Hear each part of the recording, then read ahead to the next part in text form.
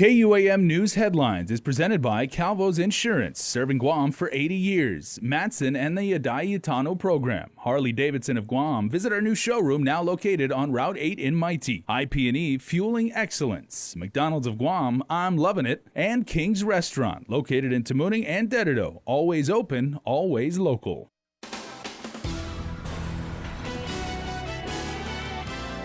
Coming up on Prime Time, the death of a man in Chalampago has been classified as a homicide investigation. Also, it is day 2 in the trial of a Korean soccer player accused of rape. And one bill to allow for home cultivation of medicinal marijuana is signed into law today. Hafide and good evening, Guam. I'm Jason Salas. These are tonight's top headlines. As police are now conducting a homicide investigation, as we broke online today, following an autopsy performed on a man from Chalampago found dead Saturday. 51-year-old John Blas was found lifeless with injuries along the jungle line of his home along Chalanchikrik this past weekend. Details of the investigation have yet to be released, but police today confirmed that an autopsy concluded the Blas manner of death was, in fact, a homicide. The cause has yet to be determined pending further analysis.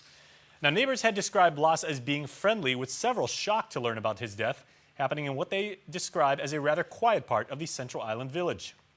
For now, GPD's Criminal Investigation Division is asking anyone with information to call dispatchers. Their number is 472-8911 or Guam Crime Stoppers at 477-HELP. That's 477-4357. Now, this is the latest unsolved homicide case for GPD, as in June, 15-year-old Timika Nauta was found dead at her home in Dedido after she was apparently stabbed. In July, an Air Force veteran who neighbors identified as Ray was found dead in his Manilao apartment. And just last month, an elderly woman was found dead at her home in Machechi, Dedido. Her cause of death has since been ruled to be undetermined. Also tonight, the Korean soccer player charged with rape on Guam was back in court today, and before his fate goes to a jury, Judge Arthur Barcinas must first rule on defense's motion for judgment of acquittal. The motion followed more testimony from the victim and the nurse who examined her after the alleged rape. While there is proof sexual contact did occur, defense argues prosecution failed to prove force or coercion. Crystal Paco reports. Jurors had already heard from Byung-Oh Kim's alleged victim. On the stand, with the help of a Korean interpreter, she stated, quote, "My body was frozen so I couldn't think or talk," end quote. The 23-year-old was so overwhelmed with tears as she described the alleged rape that the court had to take a brief break. That was Monday. On Tuesday, shortly after the government rested its case in chief, defense attorney Randy Cunliffe made his motion for judgment of acquittal. Quote, "She never indicated lack of consent. She did not struggle. She did nothing at all," he argued. Cunliffe cited testimony from the victim that she had willingly changed into a shirt to sleep in and got into bed with Kim after their day of sightseeing that ended with dinner and beers. Prosecutor Jeremiah Luther argued that the element of surprise overcame the victim, that Kim took advantage of her in a sleep state, and using that surprise proceeded to touch her in bed before picking her up to take her to the bathroom and engage in sexual intercourse again. Luther argued that the victim need not actively resist, that she was frozen in fear. Though the court was expected to rule on the motion immediately after, Judge Arthur Barcinas returned from the break asking for more time. Quote, "It's not an easy one for me," end quote. The victim prosecution noted will be returning to South Korea on Wednesday. Early Tuesday afternoon, jurors also heard testimony from Amparo Rios, formerly a sexual assault nurse examiner for Healing Hearts Rape Crisis Center. She reported positive findings on the victim, specifically a tear in her vagina, using photos projected onto a screen for the jurors to see. Quote, "It's indicative of trauma or sexual contact," she stated. Jurors will return to court on Wednesday morning. Reporting for Guam's News Network, I'm Crystal Paco. Also from the crime beat, a 14-year-old boy has been placed under arrest accused of stabbing another teen. He's being held at DYA on charges of aggravated assault, consumption of alcohol underage, beyond control, and having the use of a deadly weapon in the commission of a felony. GPD responded to an assault complaint along Artemio Cruz Street in Jotnya Monday. Investigators say the teen suspect allegedly stabbed another 14-year-old with a knife. The victim was taken to the hospital and is in stable condition. GPD's Juvenile Investigation Section later took the suspect into custody. Well, it was quite the frightening moment for one woman who awoke to a complete stranger in her home. The suspect's accused of choking the victim before others took him down. Lewis has been charged with home invasion, burglary, strangulation, criminal trespass, and 2 counts of assault. Court documents state the woman woke up to find the suspect kneeling beside her. He then allegedly started to choke her by the neck. The victim struggled to get away before kicking him and yelling for help. Others inside the home ran out to chase down the suspect. Documents state they were able to hold him down until police showed up. The suspect later admitted to police that this was his first time performing such an action and that he was going to take something like a television. 4 women have been accused of trying to cash multiple checks that was apparently found in a garbage bag. Thelma Ariola Gumatao has been charged with 5 counts of solicitation to commit forgery. Diana Doris Regis has been charged with 2 counts of forgery, and Priscilla Cruz and Barbara Regis each have been charged with forgery. Court documents state the first alleged forgery happened in August, with one suspect accused of forging the victim's signature on at least a pair of checks, catching up $300. The second check was declined. Then just last week, the same victim received copies of multiple forged checks from her bank. Investigators were able to identify the suspects and made sure they took the suspects into custody. Also tonight, an inmate has been caught with contraband following a surprise search at the prison's Post 5 unit on Sunday. Scott Martin Flores has been charged with promotion of major prison contraband, with DEPCOR's Special Operations Response Team conducting the random search over the weekend. Court documents speculate that it was during a strip search of the suspect that officers found a cell phone, a travel charger, and a charging cord, evidently hidden inside the inmate's underwear. The suspect later admitted to owning the device. Well, big news today on the policymaking front as homegrown medicinal marijuana is now legal locally. Governor Eddie Calvo signed the bill into law, allowing for limited home cultivation for certified patients or their designated caregivers. Senator Luis Muñoz authored the law as a stopgap measure to help needy patients until medical marijuana dispensaries are finally established. Muñoz did note in the news release that while there are still restrictions, quote, those who need it most for medical uses like pain management, nausea control, or as an appetite stimulant will benefit from it. It's been almost 4 years since the referendum legalizing medical marijuana, but the rules and regulations and other requirements, like a lab, have yet to be implemented. Well, we just reported on KUAM.com not too long ago that a bill with major implications for GovGuam's largest and arguably most important department has been considered. The measure by Senator Joe S. San Agustin would eliminate all 3 of the governor's appointees to the Guam Education Board, effectively removing much of Adelupe's direct influence over education. The bill would also give voting rights to the student regent, the union board rep, and the mayor's council representative, all of whom are currently non-voting members. Reaction to the bill was mixed, including Department of Education Board Chairman Mark Mendiola. Senators, that my true intent is really to work to try.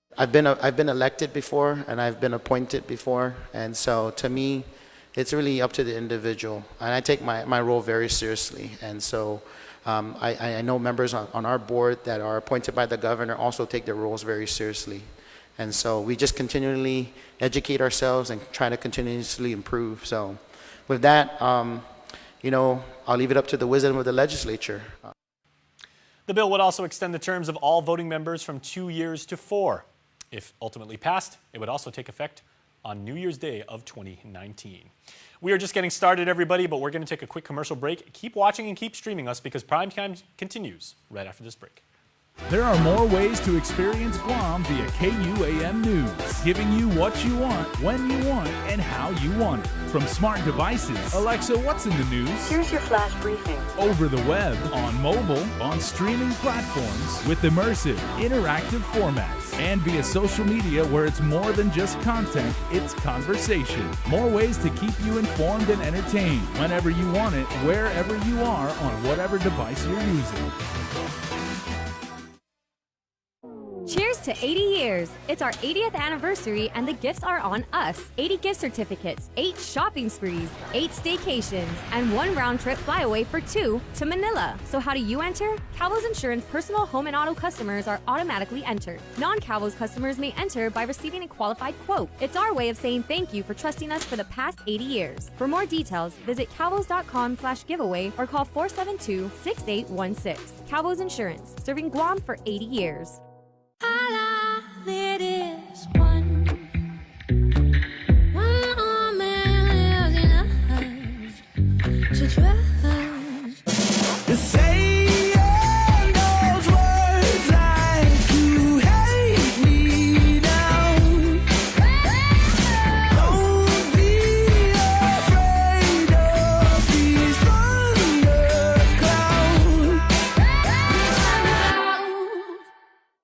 As governor, I will set clear priorities for Guam. First, we will keep our people and communities safe. Second, I will provide tax breaks for businesses that pay higher wages. And third, we will invest in education and healthcare. My priorities are creating jobs and strengthening the economy. My commitment is to serve you. I am Lou Leon Guerrero, and I approve this message because I believe together we can strengthen our community and protect our families. Welcome back, everybody. It's looking like it'll be I'm in and write-in for Democrats in the general election. Chris Barnett reports. It looks like the Ogun Limtiaco team will officially be conducting a write-in campaign in an attempt to win Adelup in November. Ogun Limtiaco lost to the Lou and Josh team by 272 votes in the primary election, and there's been much speculation about whether or not Senator Frank Ogun and former U.S. Attorney Alicia Limtiaco would be campaigning as write-in candidates. Well, today, Ogun tells KUAM News the Ogun Limtiaco team will be holding a rally Saturday in Anigua, presumably to announce they're all in on a write-in campaign. You know, we have it from several good sources that you are going to pursue the write-in campaign. I mean, why wait till Saturday to announce it?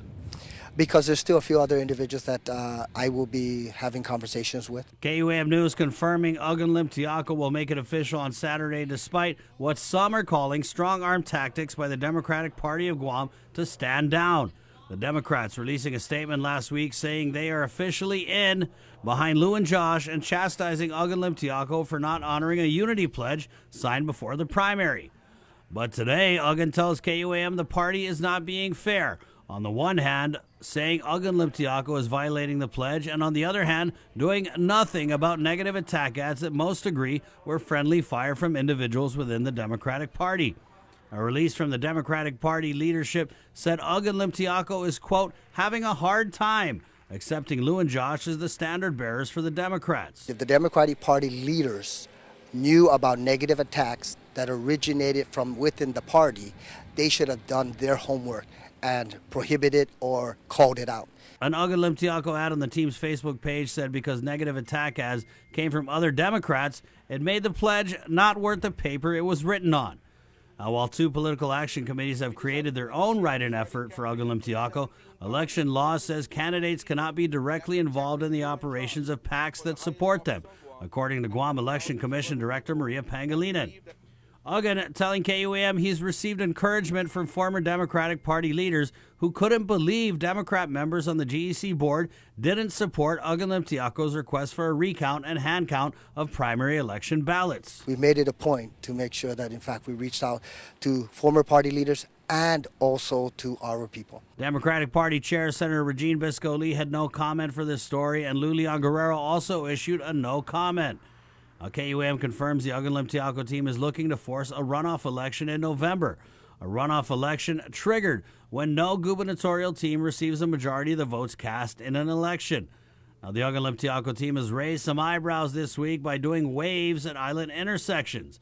And it's apparent those waves leading up to the team's rally on Saturday. And at that time, we'll be making our public announcement.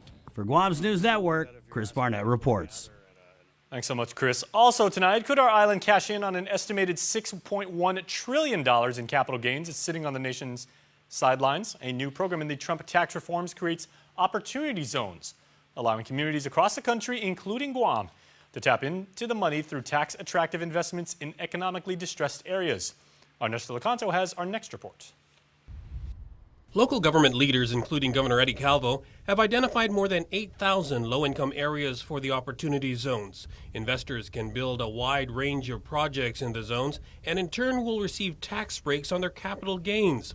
The longer they maintain the investment, the bigger the credits. Democratic gubernatorial candidate Lou Leon Guerrero invited tax expert Brent Parker, whose firm is helping with other projects in the mainland, to come here and talk up the zones. Unlike other community development programs like low-income housing, where there's sort of a maximum amount that you can do, in this program, there's no maximum, there's no minimum.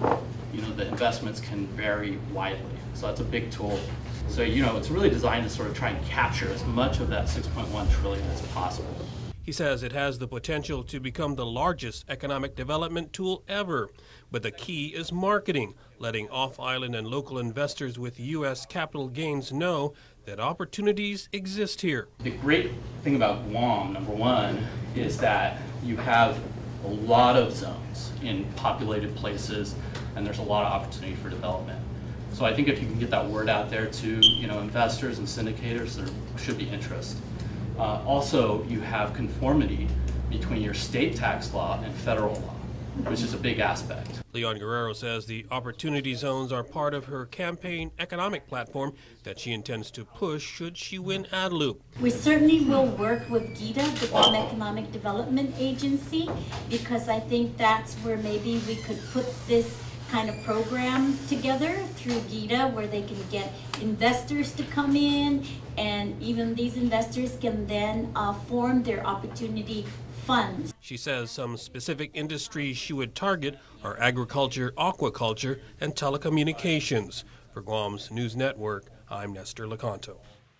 And also in our newscast, all month long, the Department of Agriculture, Forestry Division, and the Department of Parks and Recreation is celebrating Arbor Day with tree planting events scheduled throughout the island. Today, they were up in Dedido. Jonah Goncharfis was there and has our next story.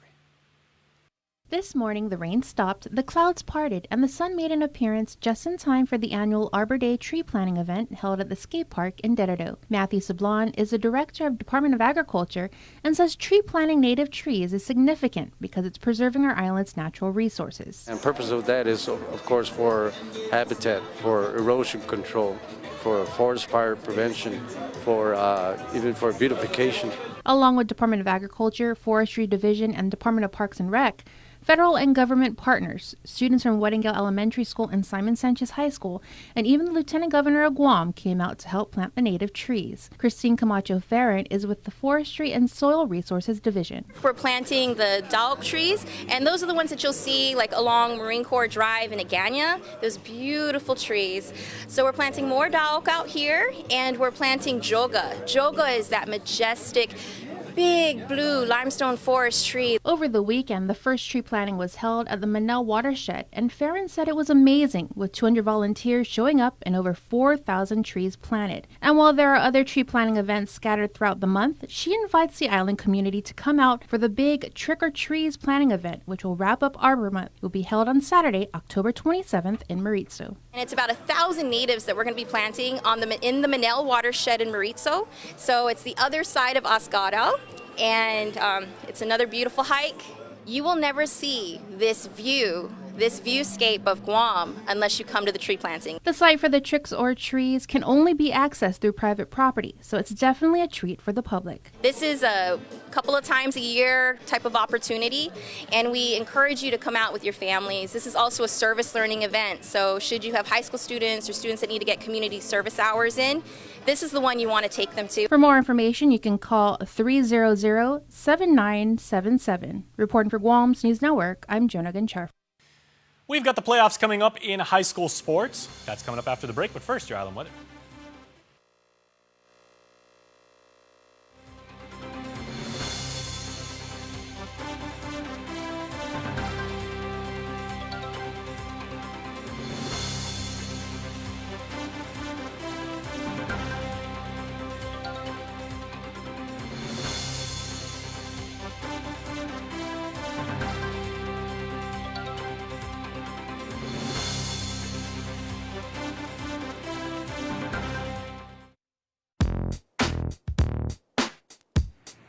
How easy is it to redeem points using the rewards feature on the Alpha Plus app? I'll show you.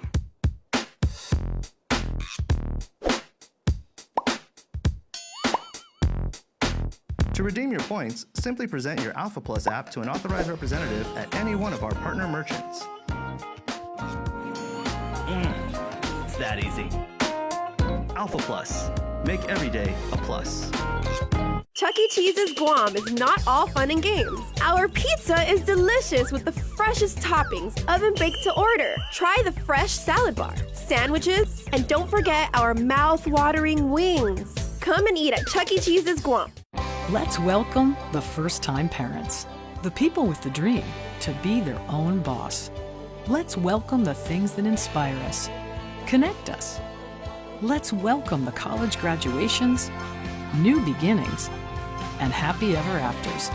At Bank of Hawaii, we'd like to welcome you to all the new adventures, the next chapters, and all the great things you have to look forward to. Welcome to tomorrow. Bank of Hawaii. MTO, professional janitorial services with a warm hospitality touch. MTO gives that gift year-round. Pressure wash roofs, pressure wash driveways, lawn service, home cleaning, carpet restoration, office cleaning, commercial window cleaning, floor care. When cleaning is in order, MTO has you covered. Call 647-6861 to inquire on how you can receive the maintenance you deserve. MTO, celebrating 30 years with you, Guam. At Island Cancer Center, we treat our patients and their families like our family.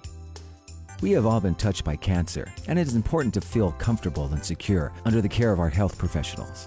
You can count on us for skilled cancer specialists, the most advanced cancer-fighting technology on the island, and a commitment to caring for you or your loved one with compassion, respect, and empathy. Our family, treating your family. Island Cancer Center, located on Guam Medical Plaza. Visit us at islandcancercenter.com or call 646-3363. Want to connect with what's going on at home? Check out the KUAM Podcast Network. From entertainment, culture, news, food, current events, and interesting people, listen to us anytime and anywhere. Look for our feed and subscribe in your favorite podcast service, including iTunes, Apple Podcasts, and SoundCloud. So subscribe and be constantly connected to the KUAM Podcast Network today. KUAM Sports is presented by Triple J.